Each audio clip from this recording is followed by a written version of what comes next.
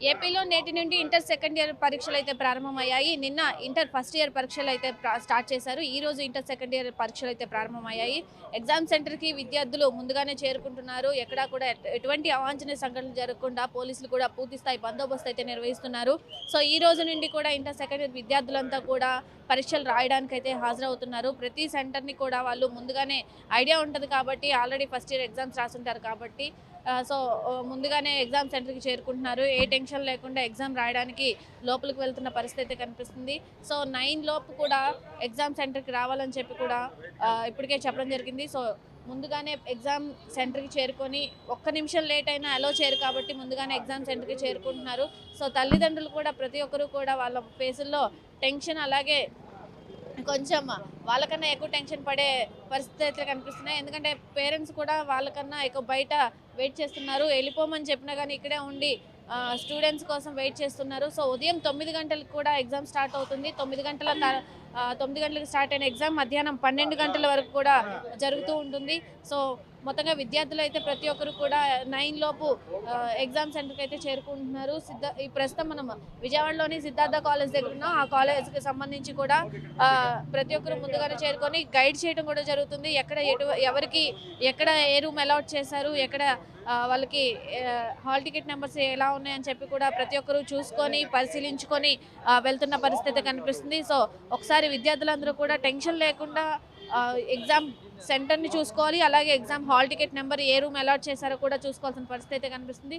So ప్రతి ఒక్కరు కూడా ఏ రూమ్ అలాట్ చేశారు ఏంటి అనేది కూడా చూసుకొని వాళ్ళు ప్రతి ఒక్కరు కూడా ఎగ్జామ్ సెంటర్ని చూసుకుంటున్నారు. ఏ రూమ్ అలాట్ చేశారు, ఎంతమంది హాల్ టికెట్ నెంబర్తో సహా వాళ్ళు చూసుకుంటున్నారు.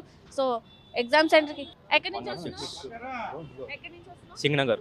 సో హడావిడిగా ఉన్నారు. ఎగ్జామ్ సెంటర్కి రావడానికి హడావిడిగా ఉన్నారు పేరెంట్స్ కూడా. సో ఎలా ప్రిపేర్ అయ్యావు ఎగ్జామ్స్కి? సూపర్ ప్రిపేర్ అయ్యావా? సో అంటే మన కంగారుగా ఉన్నారు. ఎగ్జామ్ సెంటర్కి వచ్చి వాళ్ళు ముందుగానే చేరుకుంటున్నారు. సో చాలా మంది కూడా ఎగ్జామ్ ఎలా రాయాలి అన్న టెన్షన్లో ఉంటారు. ఎక్కడ రూమ్ ఇచ్చారు టెన్షన్లో ఉంటారు. ఇలాంటి టెన్షన్ వాతావరణంలో కూడా కొంచెం కూల్గా లోపలికి వెళ్ళి కూర్చొని ఎగ్జామ్ రాయాలని చెప్పి ఆలోచనలో ఉంటారు కాబట్టి సో వాళ్ళు మాట్లాడడానికి కూడా చాలా నిరాకరిస్తూ ఉన్నారు. పేరెంట్స్ కూడా ఉన్నారు, వాళ్ళతో కూడా ఒకసారి మాట్లాడే ప్రయత్నం చేద్దాము. ఎప్పుడు కూడా విద్యార్థుల్ని టెన్షన్ పెట్టకుండా చదివించడమే వాళ్ళ యొక్క ముఖ్య ఉద్దేశం కాబట్టి. సో అమ్మ ఎక్కడి నుంచి వస్తున్నారు మీరు? ఇక్కడ డోనకల్ రోడ్. ఓకే, ఎవరిని పంపించారు? మనవడిని పంపించాను. మనవడిని పంపించారు. ఎలా ప్రిపేర్ అయ్యాడు మనవడు? చాలా బాగా ప్రిపేర్ అయ్యాడు. ఓకే, పొద్దున్నే లేసి చదువుకొని చాలా బాగా హ్యాపీగా ఉన్నాడు. ఇప్పుడున్న వాళ్ళు చాలా మంది చాలా టెన్షన్స్ ఫీల్ అవుతున్నారు. ఎగ్జామ్ రాయడానికి ముందుగానే భయపడుతున్నారు. అసలు ఎగ్జామ్ రాయకుండానే వాళ్ళు ఎలా రాస్తానో అన్న టెన్షన్ వాళ్ళలో ఉంచుకుంటున్నారు. సో ఏం చెప్తారు, ఎలా ప్రిపేర్ అయితే మంచిదంటారు? పొద్దున్నే లేచి చదువుకుంటాం, కాసేపు మెడిటేషన్ చేసుకుంటే చాలా బాగా యూజ్ అవుతుంది వాళ్ళకి. ఆ టెన్షన్ అనేది రిలాక్స్నెస్ని ఇస్తుంది బాగాను. దాని నుంచి చెప్పగలను.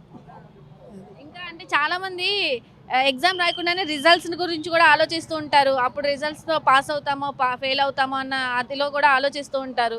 ఏం చెప్తారు అసలు మీరు? వాళ్ళకి ఇచ్చే సూచనలు ఏమైనా ఉన్నాయా? అంటే సూచనలు అంటే ముందు మనం చేసే పని మీద మన శ్రద్ధ, మన అవగాహన ఎక్కువగా ఉంటే అవి మార్కులు అనేవి వాటంతలోకి అవే వస్తాయి. అది లేకుండా ఎవరో మార్కుల గురించి ఆశిస్తున్నారని ఎదురు చూసి వాళ్ళ గురించి మనం టెన్షన్ పెడితే మాత్రం మనం కంపల్సరిగా ఫెయిలే అవుతాము. ఎందుకంటే అది మనలోని మనకి పోటీ కాబట్టి అది మనమెంతలో మనమే నిర్ణయించుకోవాలి. అది మనం సాధనగా చేసుకుంటేనే విజయాన్ని సాధిస్తాము. ఏం చెప్తారు, ఎలా ప్రిపేర్ అయ్యాడు మీ బాబు? బాగానే ప్రిపేర్ అయ్యాడు. అంటే మార్కులు ఒకటి ఇంపార్టెంట్ కాదు కదా. సో వాళ్ళకి నాలెడ్జ్ ఉండాలి ఫస్ట్. ఆ నాలెడ్జ్ని బట్టి వాళ్ళు ఎక్కడైనా నెగ్గుతారు. జాబ్లో కావాల్సిన మార్క్స్ కాదు, ఇంటర్ మార్క్స్ ఇప్పుడు పనికొస్తాయి. నెక్స్ట్ బీటెక్ వచ్చిన తర్వాత ఆ మార్క్స్ ఇంటర్వ్యూ కన్సిడర్ చేయరు. సో అంతే కదా, పోటీగా ఉంటే చాలు, వాళ్ళు ధైర్యంగా రాయగలిగితే చాలు. స్టూడెంట్స్ ఉంటారు, భయపడిపోతూ ఉంటారు ఎలా రాయాలి ఏంటి అనేది. వాళ్ళకి ఏం చెప్తారు మీరు? అంటే దాన్ని స్కిల్స్ అండి. ఫస్ట్ ఆఫ్ ఆల్ స్కిల్స్ ఉండాలి. మార్క్స్ కాదు, స్కిల్స్ ఉంటే వాళ్ళు ఎక్కడైనా నెగ్గుతారు.